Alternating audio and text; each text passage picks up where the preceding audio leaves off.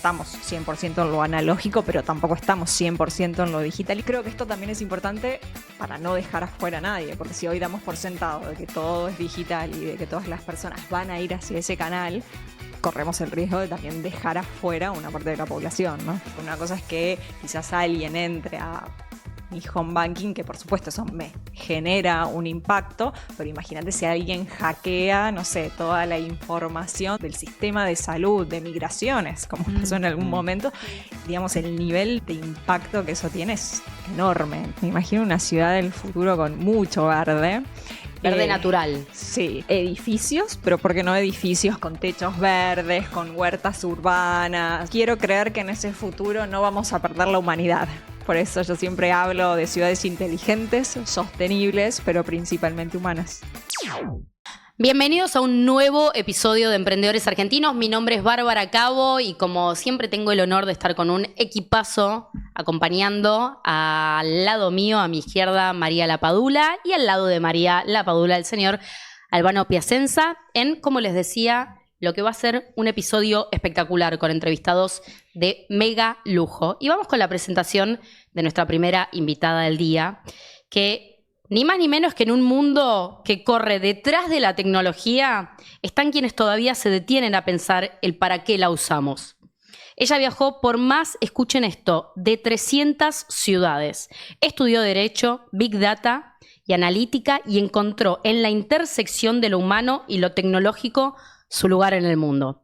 Habla de movilidad, de sostenibilidad, de datos y de cómo las ciudades pueden ser más inteligentes sin dejar de ser humanas. Es autora, docente y una de las voces argentinas más reconocidas a nivel internacional en innovación urbana. Hoy nos acompaña y les pido un muy fuerte aplauso para Lucía Bellocchio. Bueno, muchas gracias por la invitación, contentísima de estar acá con ustedes. Lu, la verdad que el placer es nuestro. Leyendo un poco respecto de tu carrera, nos parece impresionante. Tenemos muchas preguntas para hacerte, pero vamos de a poquitito, vamos de menos a más. Vamos. Estudiaste abogacía, pero hoy tu trabajo está totalmente ligado a la tecnología. ¿Qué pasó que tomaste esa decisión de dar ese giro en tu carrera? Bueno, parece un giro, pero tiene una línea conductora muy clara, me animo a decir. Yo desde chica amo las ciudades, amo viajar, me interpeló mucho siempre eso de decir, bueno, ¿por qué las personas hacen lo que hacen? Cómo también el lugar donde vivimos en algún punto nos termina moldeando, ¿no? Lo que pensamos, lo que hacemos, de qué forma lo hacemos. Y yo estudié Derecho y dije, me voy a dedicar a, simplificándolo, a la parte del derecho que ayuda a organizar las ciudades, ¿no? Que, digamos, técnicamente es lo que es el derecho administrativo. Y empecé en su momento a trabajar en el gobierno de la ciudad de Buenos Aires. Entonces empecé a ver, bueno, cuáles son esas problemáticas, ¿no?, que hay como a nivel local, que al final la ciudad termina siendo como ese vínculo más directo, ¿no?, que uno tiene. Porque uno no dice vivo en Argentina, vivo en Brasil, sino es como la ciudad es eso más próximo que los ciudadanos tenemos.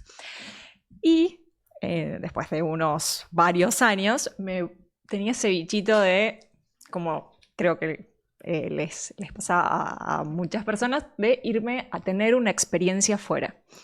Me voy a trabajar a la Corte Interamericana de Derechos Humanos, que es una de las 3 cortes que hay a nivel internacional de protección de derechos humanos, y ahí empiezo a, digamos, tener mucha conexión con temas que hoy podríamos decir es la agenda Smart Cities, ¿no? Temas de, bueno, ¿Internet es un derecho humano o no? ¿Qué pasa con la conectividad? Temas de acceso a la vivienda.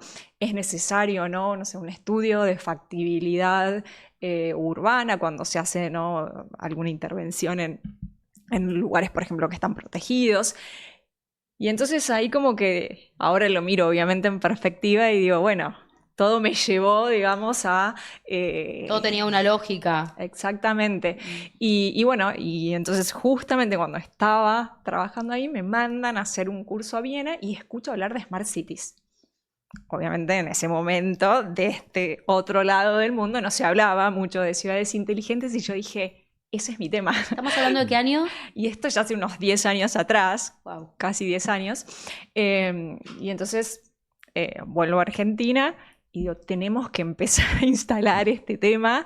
Y bueno, y en ese momento empezamos a diseñar un programa en la Universidad Austral, que lo tenemos hasta el día de hoy, que es bueno, una diplomatura en ciudades inteligentes. Entonces, bueno, todo me fue llevando hasta que en algún momento dije chao al mundo del derecho y me empecé a dedicar al mundo de las ciudades. ¿Qué es una ciudad inteligente? Porque es como algo muy amplio.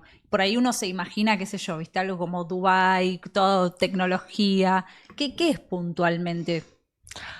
Esa es la gran pregunta y lo que, digamos, hoy hay que justamente redefinir. Porque si uno pensamos lo inteligente como, bueno, no sé, un reloj inteligente. Hoy digo, todo termina siendo inteligente, todo es smart.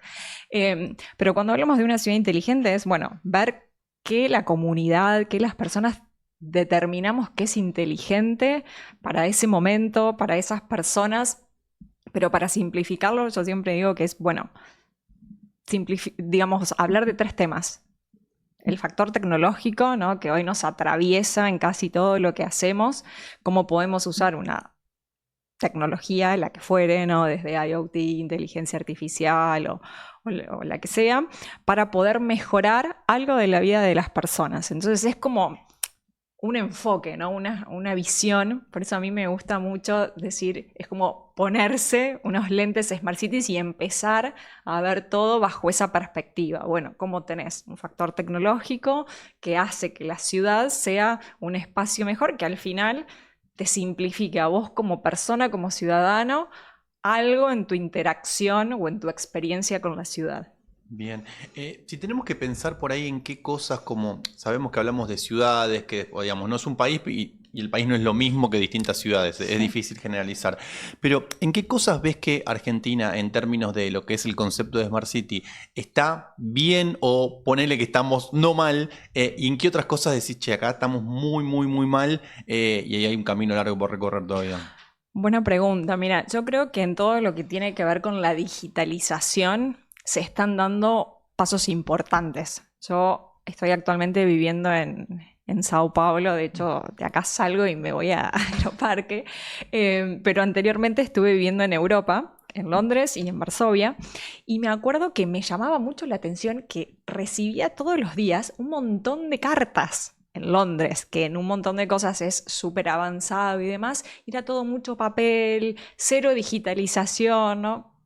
Y yo creo que América Latina en general, pero Argentina, digamos, viene dando como muchos pasos en eso de decir, bueno, desde tener un chatbot que te dice, no sé, qué necesitas para sacar una licencia de conducir, o en simplificar, digamos, esa interacción, ¿no? que tenemos muchas veces con los gobiernos. Y creo que después, por ahí, lo más difícil hoy sí es un poco ese cambio cultural, ¿no? Que creo que necesitamos tener.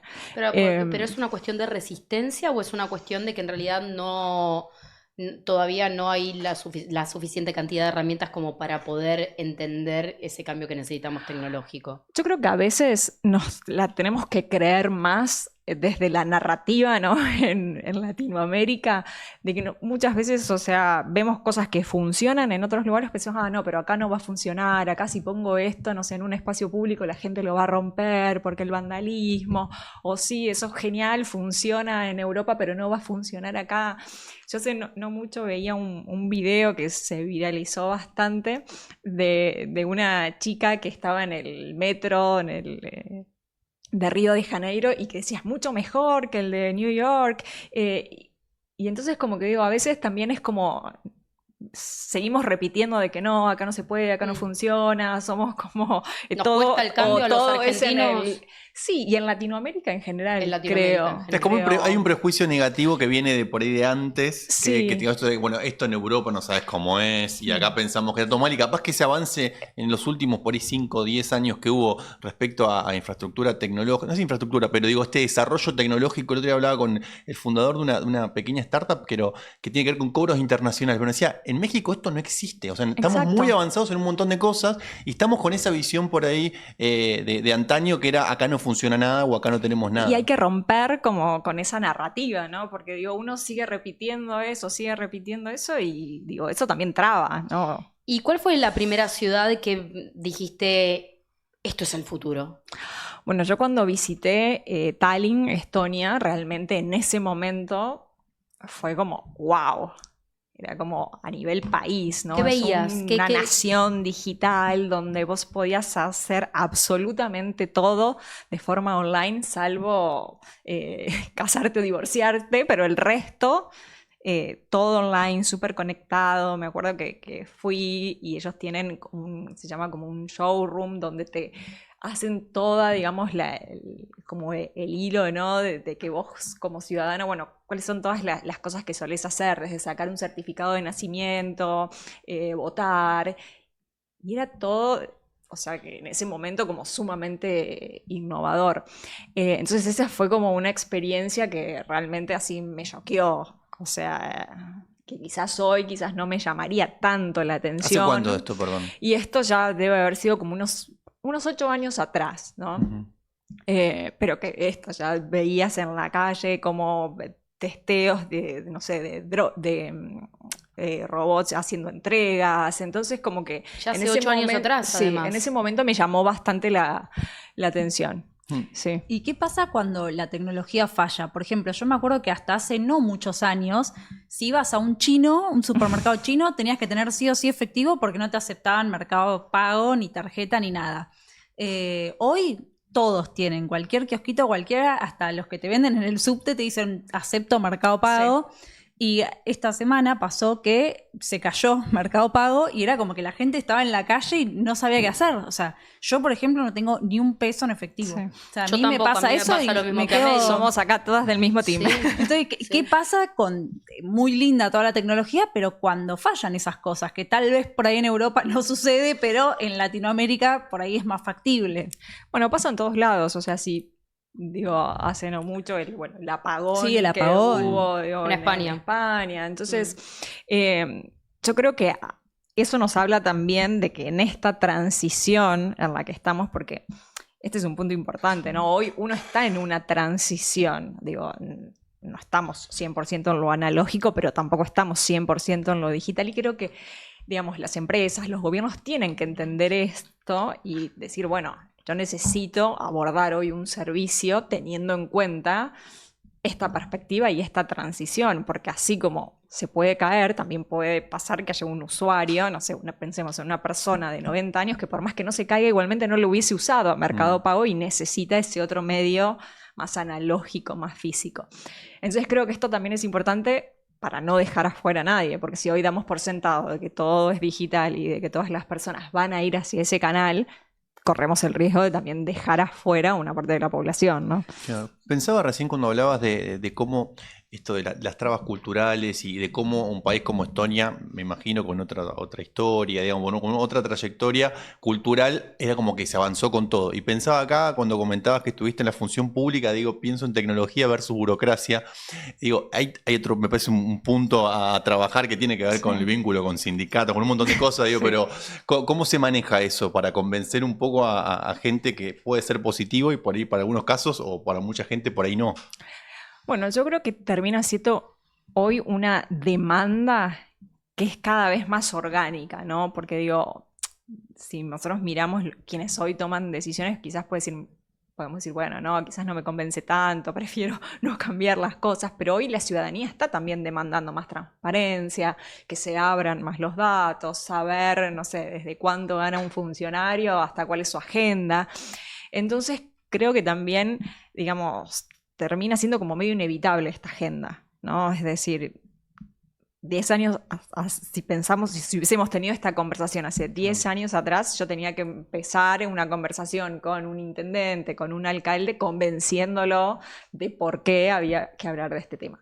Hoy al menos ya tenemos un primer check, ¿no? De decir, bueno, hoy no hay que convencer a nadie. Hoy tengo, no sé, desde la ONU sacando las directrices internacionales de las ciudades inteligentes centradas en las personas. Tengo cada vez más empresas, emprendedores, y ustedes acá deben haber conversado con bastantes emprendedores que tienen soluciones que terminan teniendo un impacto en las ciudades, gente joven que quiere, ¿no? Innovar, que quiere emprender y tener un impacto positivo, que piensa más en términos de sostenibilidad. Entonces creo que el mundo en algún punto nos termina llevando hacia este paradigma. Y volviendo a nosotros, bueno, que estamos acá, ¿no? En Buenos Aires, ¿por dónde arrancarías para convertirla en una ciudad inteligente? ¿Cuáles son los pasos que hoy de repente son como los más urgentes a tener en cuenta? Mira, como primer punto, a mí ahí me parece importante quizás aclarar, ¿no? Que cuando uno piensa en nuestra región, en América Latina y el Caribe, Buenos Aires es una de las ciudades más inteligentes de la región, junto con Santiago, con otras ciudades como, por ejemplo, Sao Paulo, Río, Curitiba. Entonces, o sea, viene también transitando en ese camino. Pero después, en general, es necesario, digo, no quedarse atrás. Y hoy, cuando, digamos, hablamos de, bueno, cuáles son las tendencias, qué es lo que se viene en estos temas, estamos mucho con esto de decir, bueno, cómo las ciudades hoy tienen que empezar a adelantarse, ¿no? Es decir, con inteligencia artificial, con las tecnologías que van recabando cada vez más datos y que nos permiten tener datos en tiempo real, inclusive de lo que pasa en la ciudad, poder hacer predicciones, poder hacer testeos, poder hacer simulaciones y que de repente, no sé, que no venga una lluvia torrencial y que la ciudad se inunde, sino poder predecir eso y en base a eso actuar. Creo que eso de adelantarse a los hechos es algo, digamos, que realmente cambia también un poco, digamos, el actuar de lo que puede ser un gobierno. Bueno, ahora viste, el gobierno de la ciudad a mí siempre me manda mails, alerta naranja, que yo, si no fuera por eso, la verdad ni me enteraría. Exacto. Y está bueno porque te avisan y te dicen a qué hora va a haber tormenta. Sí, por la basura también para que la saques. Exacto. Sí. Y ahora, quizás esos son como servicios, digamos, más esenciales, que quizás así como te llega a vos esa información, quizás también me puede llegar a mí, pero pensemos que los gobiernos tienen cada vez más datos y tienen esta posibilidad de personalizar inclusive ese mensaje que te llega a vos. Y, sí. Entonces, ¿te gusta la música clásica? Mira, en tu barrio va a haber tal festival, o no sé, ¿te gusta bailar zumba? Y poder decir, mira, va a haber este evento que y digo, esto hay gobiernos que, o sea, ya lo están haciendo, ¿no? Y hablando de esto de la digitalización, que decís que en una de las ciudades en las que viviste estaba como que salvo casarte o divorciarte, podías hacer todo de forma digital, ¿qué pasa con los fraudes también? Porque acá, por lo menos en Argentina, sí, cosa que en Europa no pasa tanto, hay mucho fraude, ¿viste? Con el tema del home banking, sí, por todos lados te quieren estafar, te llegan mensajes, te llegan mails, y por ahí uno está más avispado, pero hay gente mayor que cae más ahora con la inteligencia artificial, donde sí, es tan fácil falsificar una foto, hasta un video. Sí, donde uno no reconoce lo que es real de lo que total, es entonces, artificial. ¿Cómo dentro de todo esto que están pensando, ¿no? Para mejorar, ¿cómo abordan el tema ¿no? De la sí, seguridad? Sí, bueno, ese tema que vos mencionás es clave y digo, por eso todo gobierno que empieza, digamos, a trabajar en este paradigma tiene que tomarse en serio de los temas de ciberseguridad, ¿no? De decir, bueno, cómo trabajo con tecnologías, pero cómo trabajo de forma ética, de forma responsable, cómo protejo los datos y pensemos que también la escala, ¿no? Que se maneja cuando hablamos de temas urbanos, porque una cosa es que quizás alguien entre a mi home banking, que por supuesto eso me genera un impacto, pero imagínate si alguien hackea, no sé, toda la información del sistema de salud, de migraciones, como pasó en algún momento, digamos, el nivel de impacto que eso tiene es enorme. Entonces, o sea, eso viene con una gran responsabilidad, ¿no? Bueno, de hacer que las infraestructuras realmente sean sólidas para mitigar riesgos. Lucía, ¿qué estuviste viendo por ahí que en los próximos años se puede implementar en ciudades como Buenos Aires, que le cambian por ahí la vida cotidiana a la gente? Que por ahí no es una revolución, pero son cosas que por ahí en otros lugares se están implantando. Nada, novedades respecto a eso. Mira, yo creo que todo lo que tiene que ver con la identidad digital es un tema que, digamos, se viene viendo cada vez más, ¿no? Y que quizás es también una forma de poder, bueno, mitigar todos estos riesgos que pueden suceder, digo, no sé, desde reconocimiento facial, de cosas que son muy únicas de la persona y que entonces vos no lo podés hackear tan fácil como una contraseña, ¿no? Bueno, el iris de tu ojo, no sé, el poner, yo, o sea, les decía, estoy actualmente viviendo en Sao Paulo y quizás por una cuestión hasta de inseguridad, es un país que desarrolló muchas tecnologías volcadas a esa prioridad que se generó, ¿no?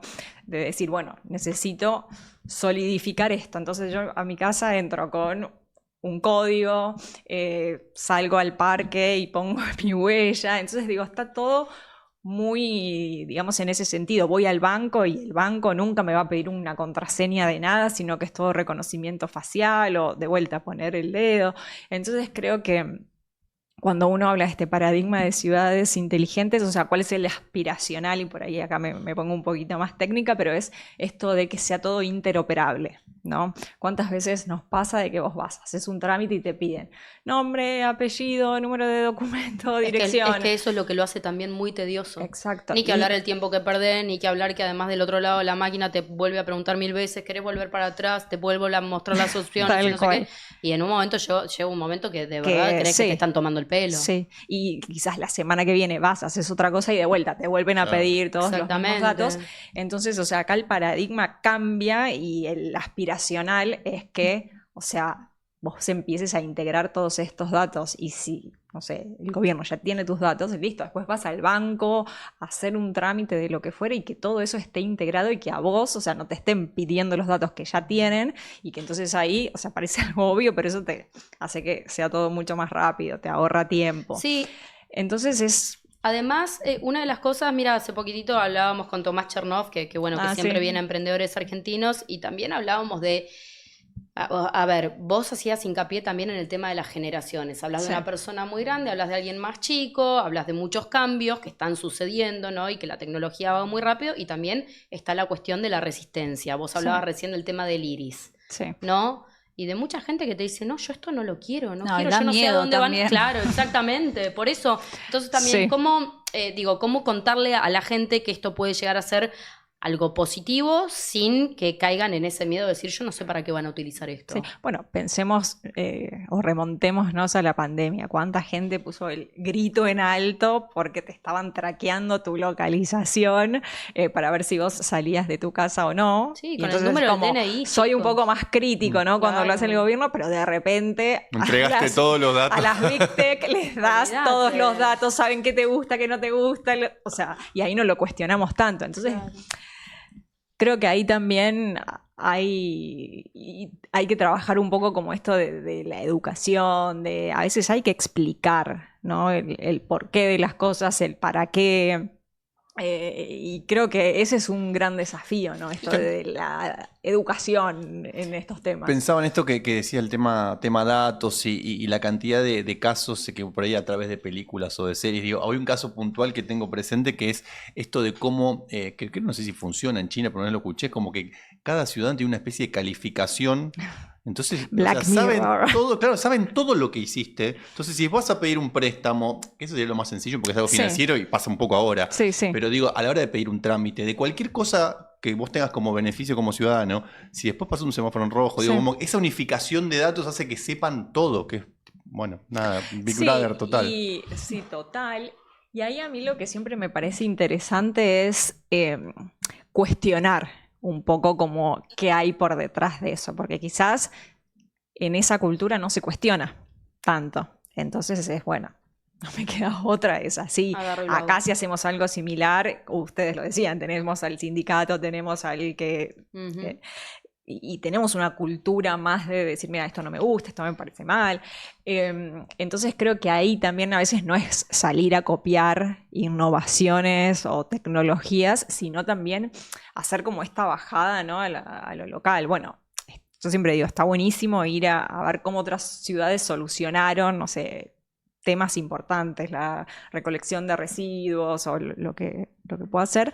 Pero bueno, cómo hacer que uno esas innovaciones también las pueda como acomodar al contexto, al ADN de la ciudad, a la cultura que nosotros tenemos. O sea, digo, Pero hay cosas que te den miedo puntualmente, decir, che, esto somos súper sociales, ¿no? Pienso. Entonces, por ahí, o sea, es como que, bueno, un balance, está bien, metamos tecnologías, pero nosotros creo que al fin no queremos perder esto de lo que nos hace seres sociales. Entonces creo que es como es un gran tener, es un doble desafío. sí, como tener esa tensión creo que es importante. En línea con eso, ¿qué impacto puede tener en la economía? Porque también cuando se empiezan a digitalizar los procesos, mucha gente se queda sin trabajo.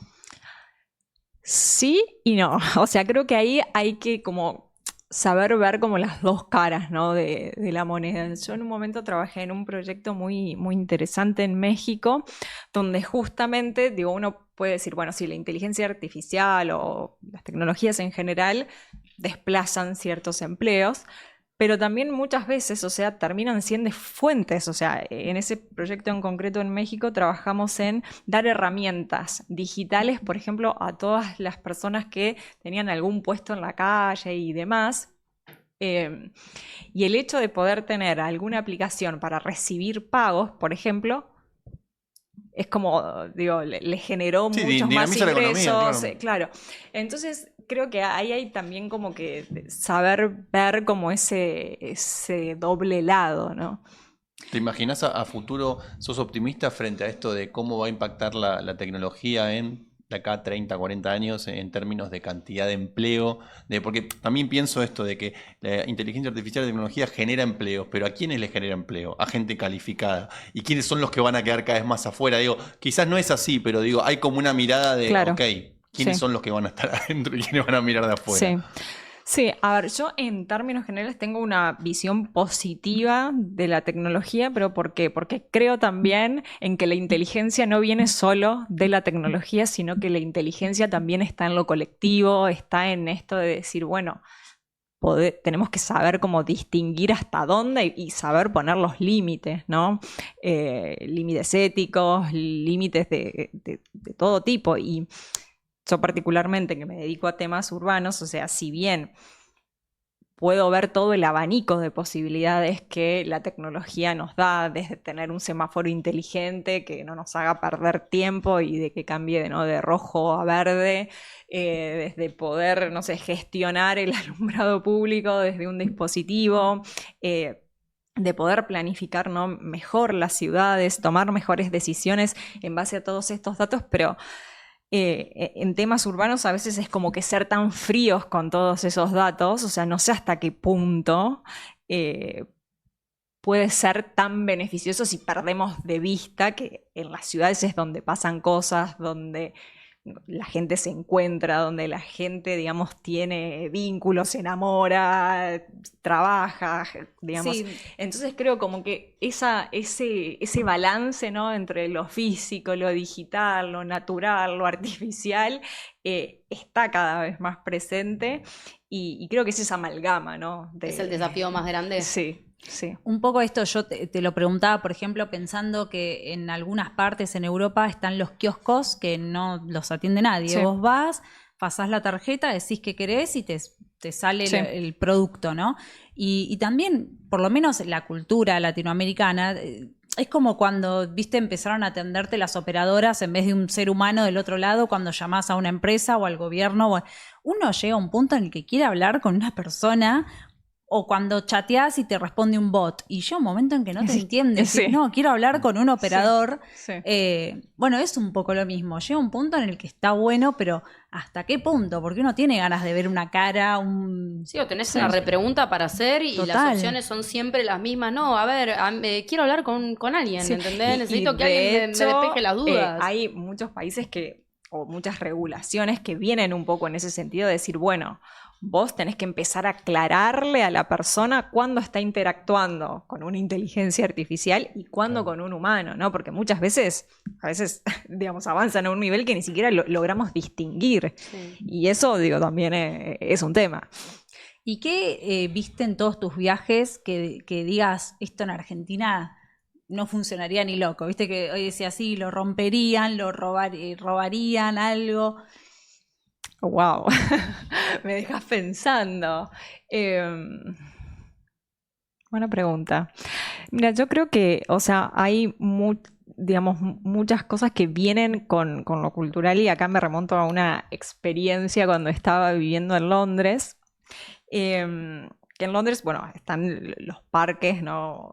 Grandes y hay como pequeñas plazas, ¿no? En todos los barrios donde son como parques privados que uno entra con una llave y demás. Y hay como una especie de administrador, ¿no? De esos parques. Tipo del edificio. Claro, pero él El se del parque. encarga de cuidar el parque del barrio, ¿no? Y entonces yo un día estaba hablando con este hombre y le digo, ay, pero porque veía que él todos los días iba y barría y juntaba las hojas y limpiaba todo con unas ganas como si estuviese limpiando su casa. Y entonces como que le pregunté algo así como, ¿por qué es que haces esto, no? ¿Por qué laburas tan bien? Pero ¿por qué haces esto? Porque yo pensaba, lo hacía con tanta pasión. Y él me respondió algo así como, así un nombre super british, muy serio, y me dice, ay, Lucía, pero ¿cómo no lo voy a hacer? Acá crecieron mis 3 hijas, esta es casi como la extensión de mi casa. Y yo ahí me quedé pensando, imagínate si en Latinoamérica la gente tendría esa concepción de lo público, ¿no? De las veredas, de las calles, del parque. O sea, a veces, o sea, es como también empezar a dimensionar, ¿no? Que esos espacios públicos, o sea, ni siquiera los usamos, ni siquiera los consideramos, y eso era la extensión de su casa, y no concebía, ¿no? Una forma diferente de tratar ese lugar. Entonces yo creo que nosotros tenemos como muy distinguido, ¿no? Lo privado de lo público, lo que vos haces en tu casa y lo que haces, digamos, fuera de tu casa, y tu accionar cambia, ¿no? Bueno, yo pensaba también, hay colectivos donde la gente no se sube por adelante. Vos te puedes subir por adelante o por el medio o por atrás y vos solo vas con tu tarjeta de crédito y pagás el pasaje. Sí. Y nadie te controla. Sí, si no cada tanto te puede subir uno a chequear a ver si pagaste o no. Y está en tu conciencia. Claro, pero es espectacular. Y yo pensaba, esto en Argentina, o sea, no pagaría nadie. A nosotros nos tienen que controlar a ver si ponemos la sube. Si pasan sí, bueno, por eso, del tren, ¿cómo se dice? Bueno, por eso, tremendo. Mira, me remonto a algo que decíamos al principio, cómo el contexto te moldea. Yo cuando viví en Varsovia, en Polonia, me acuerdo un día de menos 20 grados bajo cero, que cruzo un supermercado, nada, vi que no había nadie, el semáforo estaba en rojo, pero bueno, me mandé. Y entonces me mira una mujer pero tan mal, que me hizo sentir, ¿viste cuando con el solo hecho de castigarte vuelvo y cruzo por la mirada? Con la mirada. Yo dije, no, me tengo que adaptar. Me dijiste, soy el peor ser humano del mundo. Claro, me tengo que adaptar porque esto acá en este país no se hace. Y claro, el entorno mismo te hace sentir mal. ¿Cómo te moldea? Me acuerdo que después de vivir un buen tiempo en Polonia, fui de vacaciones, no sé, a Portugal, a Italia, que ya era como todo más latino. Y decía, ay, no, tipo que, o sea, como que me daba miedo, ¿viste? Cruzar. Y entonces digo, wow, cómo, viste, el contexto también te va como moldeando, muchas veces sin que uno se dé cuenta, porque yo es como que siempre me sentí, inclusive viviendo todos estos años afuera, re argentina, re latinoamericana, pero claro, me empezó a moldear de alguna forma también todo ese contexto. Lu, si tuvieras que... Dale. No, porque en términos de ciudadanía pensaba también si tenías como un registro de, bueno, ¿dónde ves, si podemos pensar en top 3 de ciudadanos positivos, si querés, como esto que preguntabas, digamos, y 3 negativos, pero por ahí sin extenderte, pero digo, ¿dónde viste una ciudadanía que decís, bueno, esto es particularmente muy llamativo, como son muy conscientes y responsables, y otros que por ahí sean un desastre? Mira, te voy a responder en base a la experiencia de los lugares donde viví, porque obviamente que a veces la experiencia como turista es más pasajera, pero Polonia sin dudas, o sea, me pareció como un ejemplo de cómo la gente se comporta, el respeto por los adultos mayores, o sea, como que me pareció así impecable. ¿Estamos preparados los argentinos para irnos de repente de hoy a mañana a vivir a Polonia? Y te puede pasar como la del semáforo en rojo. Eso sería como lo más light, ¿no? Claro. Pero sí, o sea, me llamó mucho la atención y bueno, y después, o sea, bueno, de mi experiencia viviendo en el Reino Unido, toda la diversidad, creo que que a veces, o sea, uno de la boca para afuera, ¿viste? Somos todos inclusivos y demás, pero cuando vos realmente vivís en un contexto donde vivís con personas de todo el mundo que hablan todos los idiomas, nadie te va a juzgar o se va a burlar si pronunciaste una palabra mal, ¿no? Porque hace parte de la identidad del lugar, realmente ser receptivos. Entonces creo que desde mi experiencia, y acá es súper subjetivo, obviamente, creo que son esas dos. Lu, te hago la última. Si tuvieras que imaginar una ciudad del futuro, ¿cómo sería y qué no debería perder absolutamente jamás? Mucho verde. Me imagino una ciudad del futuro con mucho verde. Verde natural. Sí. Esto a Beltrán Briones no le gusta. No le gusta. Traigamos a Beltrán que va a decir que hay que hacer edificios. No edificios, pero ¿por qué no edificios con techos verdes, con huertas urbanas? O sea, cuando uno empieza a ver cómo hoy las tendencias es, bueno, sí, urbanización a full, pero tenemos que ir hacia un desarrollo sostenible. Y quiero creer que en ese futuro no vamos a perder la humanidad. Por eso yo siempre hablo de ciudades inteligentes, sostenibles, pero principalmente humanas. Te agradecemos enormemente por haber pasado por Emprendedores Argentinos. Aprendimos un montón de vos. Y bueno, esperemos que estemos en un buen camino, ¿no? De a poquitito vamos, pasito a pasito. Vamos, no somos Polonia, pero bueno. Bueno, pero hay que poner de moda los temas urbanos, hay que hablar más, ¿no? de estos temas, así que bueno, agradecerles a ustedes por poner acá el tema en la mesa y por invitarme, así que bueno, la pasé bárbaro, gracias. Muchísimas gracias por venir, te esperamos más adelante para tener novedades. Perfecto. Un aplauso para vos, Lu. Gracias.